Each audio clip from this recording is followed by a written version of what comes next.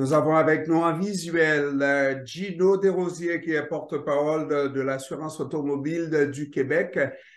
Bienvenue, Monsieur Gino Desrosiers. Comment ça va? Merci, ça va très bien. Merci beaucoup. Ça va très bien. Alors, Gino Desrosiers, il y a un communiqué que la SAC a émis hier. Il semble que ça soulève quelques interrogations et c'est un petit peu pour ça qu'on a pris contact avec vous pour en savoir un petit peu plus par rapport à ces personnes qui sont atteintes de troubles neurocognitifs. Oui, Et c'est des personnes en principe qui devraient être privées de leur permis de conduire. C'est en principe ce qu'on a appris. Comme de manière automatique qu'on enlève ces gens-là sur la route, alors qu'il semble qu'il y a des nuances à apporter. Expliquez-nous ça, oui. M. Desrosiers.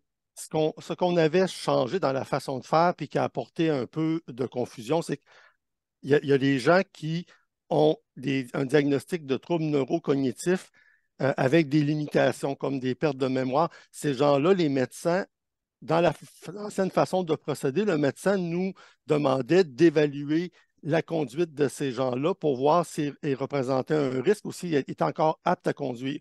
Dans l'ancienne façon de fonctionner, ces gens-là, ils gardaient leur permis de conduire, sauf qu'on mettait une condition à leur permis qui mentionnait qu'elles étaient en interdiction de conduire, sauf si elles étaient accompagnées d'un évaluateur de conduite de la société ou un ergothérapeute pour évaluer là, les capacités fonctionnelles de la personne.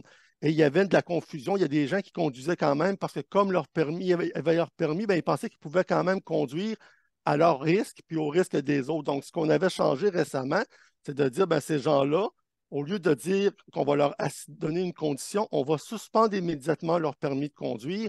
On va les informer que leur permis est suspendu, qu'ils ne peuvent pas conduire. Et ceux qui pensent nous démontrer qu'ils peuvent le faire, ils vont pouvoir demander à faire un examen sur route. Cette façon de faire-là a semé un peu la confusion dans la population. Il y a des gens qui ont pensé qu'on suspendra automatiquement le permis à l'ensemble des conducteurs qui ont des troubles neurocognitifs.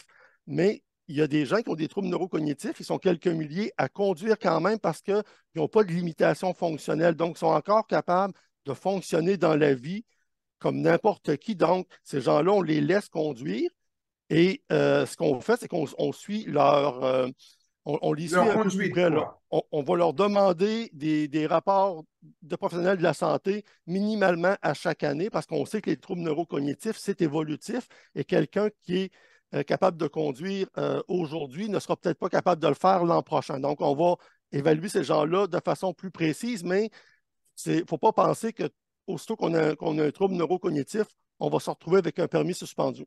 Alors, première chose, Monsieur Desrosiers, c'est qu'un trouble neurocognitif devient une maladie à, entre guillemets, déclaration obligatoire à la SAC à tout le moins. Ben, le médecin va effectivement nous le signaler, puis nous, on va suivre de peu plus près ces gens-là, comme si vous aviez des problèmes. Il y a certains problèmes de diabète qui peuvent, en raison de la prise de médicaments, il y a certains problèmes cardiaques ou même des problèmes comme de l'épilepsie que les médecins nous signalent et que nous, on suit les conducteurs. Donc, c'est un peu la même façon de faire. Et Maintenant, j'imagine des problèmes de vision également. oui, effectivement, il peut y avoir différents problèmes de santé. Ce n'est pas nécessairement lié avec l'âge. La condition, les limitations fonctionnelles liées à la santé, elles peuvent arriver à des conducteurs de 30 ans, de 40 ans, de 60 ans, de 75 ans. C'est juste que quand on vieillit, notre état de santé peut se détériorer plus rapidement. Donc, on les suit d'un peu plus près, ces gens-là, mais c'est pas, ils ne sont pas nécessairement plus à risque, là.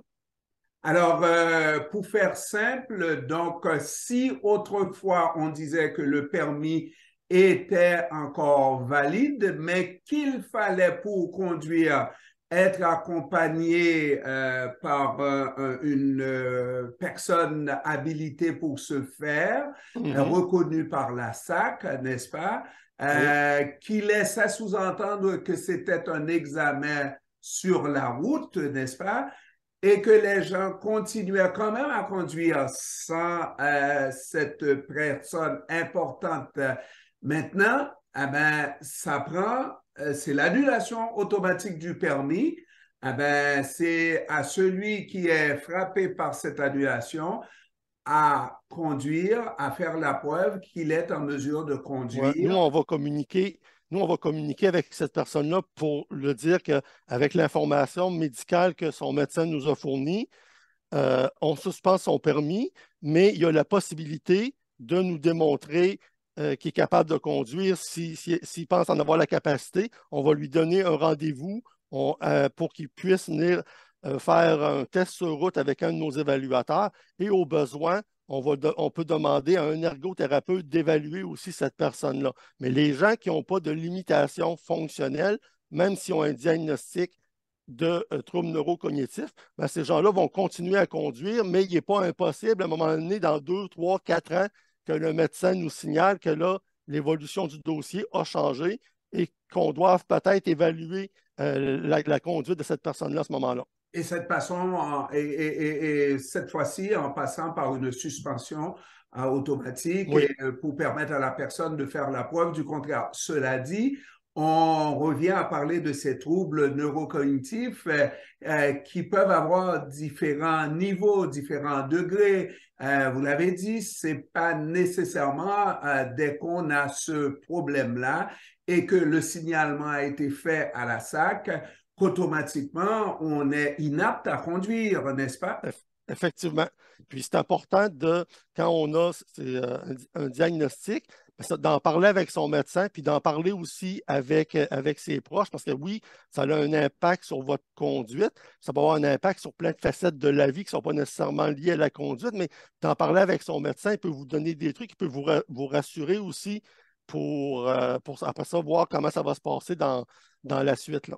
Parce que parmi les automobilistes conducteurs avec un permis régulier de la SAC, il y en a qui sont, et je pense que c'est la grande majorité, qui sont conscients que lorsqu'on conduit, on a une arme de destruction massive entre les mains et qu'il vaut mieux avoir toutes ces capacités pour continuer à conduire. C'est quoi le nombre de ces personnes-là qui se rendent compte qu'ils sont devenus inaptes sans avoir à subir un examen, parce que ça peut arriver aussi qu'on soit rendu compte qu'on est plus apte à conduire parce qu'on a un problème, on n'est plus la même personne. Combien qui rapportent leur permis volontairement à la À, SAC? à chaque année, là, je vous dirais que en moyenne, on peut parler de 4 000 à 5 000 personnes qui vont par eux-mêmes décider d'abandonner leur permis parce ils vont trouver elles-mêmes qu'ils n'ont pas les capacités alors que nous, là, on demande aux conducteurs à partir de 80 ans de nous fournir des évaluations médicales pour qu'on puisse les évaluer. Ben, la grande majorité de ces gens-là, puis peu importe la condition médicale qu'ils vont avoir, là, pas seulement des troubles neurocognitifs, mais plein d'autres, la plupart de ces gens-là vont avoir leur permis de conduire renouvelé avec des conditions là, qui pourraient être le port de lunettes, ne pas conduire la nuit. Donc, certaines conditions comme ça, il y a peut-être 50, 60 000, 70 000 personnes qui vont avoir des conditions à leur permis de conduire, mais il y a à peu près là, 4 à 5 000 personnes qui par eux-mêmes vont dire, OK, j'ai peut-être plus la capacité de conduire et avant qu'il arrive un accident, puis que soit que j'y laisse ma vie ou que je peux causer la mort de d'autres personnes aussi. Mais il y a des gens qui vont décider par eux-mêmes de se retirer de la circulation. Puis nous, à la SAA, quand on prend une décision, soit de retirer un permis ou soit de mettre une condition à un permis de conduire, c'est toujours en fonction de la sécurité routière, autant la sécurité de la personne qui détient le permis de conduire que de toutes les personnes qui ont à cohabiter avec cette personne-là sur la route, là.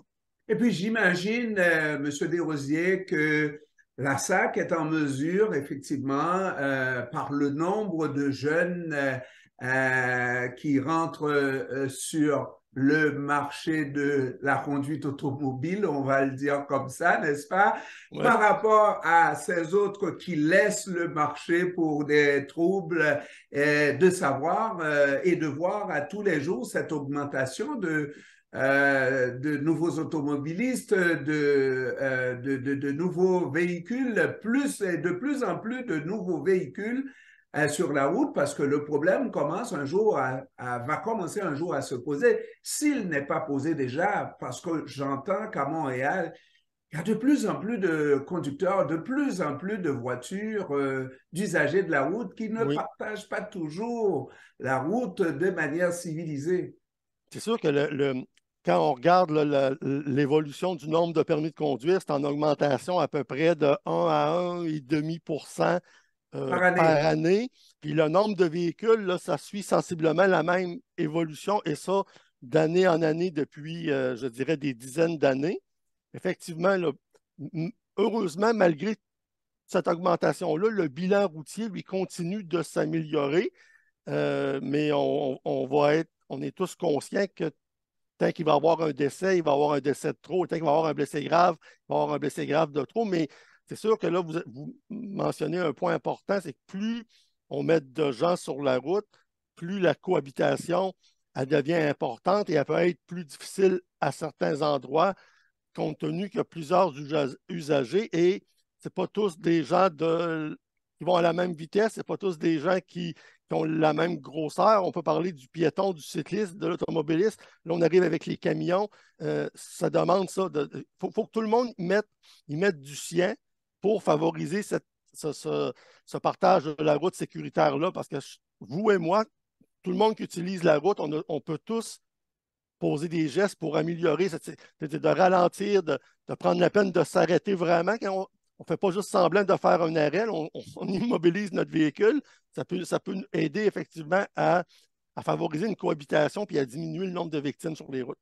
Monsieur Desrosiers, dernière question. Est-ce que vous êtes conscient que la SAC est un modèle en termes de publicité d'impact par rapport à ce que vous avez dit tout à l'heure, le fait que le bilan routier, malgré qu'on soit en augmentation d'automobilistes sur les routes du Québec, le bilan routier, le bilan négatif, les décès sur la route diminuent d'année en année, que vous soyez la SAC un modèle d'exemple de publicité coup de poing qui amène finalement les gens à réfléchir et qu'on vous prend souvent en exemple pour d'autres situations comme l'usage du tabac. Effectivement, la sensibilisation, ça a un rôle important à jouer. On en est très conscient. Ça fait partie du mandat intégral de la SAAC. Mais la sensibilisation seule, ça a quand même ses limites, là, on va se le dire. Donc, ça prend un mélange. Ça prend un mélange de sensibilisation, de législation, de contrôle policier. Puis là, je reviens à ce que je vous disais tout à l'heure. Comme on ne peut pas avoir un policier derrière chaque conducteur ou à chaque intersection, mais là, il y a aussi l'élément que chaque personne vient contribuer, qu'on l'ait sensibilisé ou qu'il ait peur de se faire arrêter. Mais il faut que chaque personne soit conscient qu'il peut jouer un rôle à tous les jours. Il n'y a personne qui quitte la maison en disant aujourd'hui, je veux qu'il m'arrive un accident ou aujourd'hui, c'est sûr que je vais mourir sur la route, là. Donc, il faut tous contribuer à rendre les routes plus sécuritaires pour favoriser ce fameux partage de la route. Ma vraie dernière, Monsieur Desrosiers, on est à l'approche de Noël et puis à l'occasion des fêtes, c'est ce moment qu'on fasse ce mauvais mélange conduite et alcool et il y a toujours quelque chose qu'on remarque à cette période-là sur le bilan routier. Vous vous attendez à quoi en 2022? Est-ce qu'on devrait se maintenir ou est-ce qu'on devrait, je ne sais pas, avoir ce bilan négatif à l'occasion des fêtes? C'est difficile à dire. C'est sûr qu'en 2022, on fait un petit peu un retour je dirais, à la normale, là, parce que là, dans les 2 dernières années, il n'y avait pas, en raison des mesures sanitaires, les gens n'ont pas vraiment eu de parties de bureau. Les rassemblements familiaux, c'était plutôt limité. Là, on revient à ça. Donc, c'est sûr que les occasions de faire la fête sont plus grandes. Donc, il faut prévoir pour éviter un bilan désastreux puis gâcher le temps des fêtes. Faut prévoir des solutions de, de déplacement sécuritaire avant de commencer la fête. Donc, de prévoir de revenir soit en taxi, de dormir chez la personne qui nous reçoit, utiliser le transport en commun là où c'est possible. À Montréal, c'est quand même bien desservi par le transport en commun. Les conducteurs désignés, il y a plein de solutions qu'il faut prévoir à l'avance parce que ça, c'est le fun de faire la fête, mais c'est plate d'avoir un mauvais réveil parce qu'il y a des gens qui étaient dans le party qui ont malheureusement conduit que la faculté affaiblie. Il est arrivé l'irréparable. Hmm. Alors, Gino Desrosiers, porte-parole de l'Assurance automobile du Québec, je vous remercie d'avoir pris du temps de nous parler. Et puis, le conseil vaut pour vous aussi, étant donné qu'on s'en va à la période des fêtes. Joyeuses fêtes. Et Merci vous si aussi. vous prenez un verre, je vous souhaite un verre, ne prenez pas le volant. Quand on boit, on ne conduit pas. On l'applique dans notre vie de tous les jours aussi. C'est parce que ça serait bête, là, qu'on présente Gino, hein, le porte-parole Gino Desrosiers, hein, Oui, effectivement. qui a été pris avec les facultés. Je ne vous le souhaite pas, Monsieur Desrosiers. Merci beaucoup d'avoir pris du temps de nous parler. Ça me fait plaisir. Au Bonjour. revoir.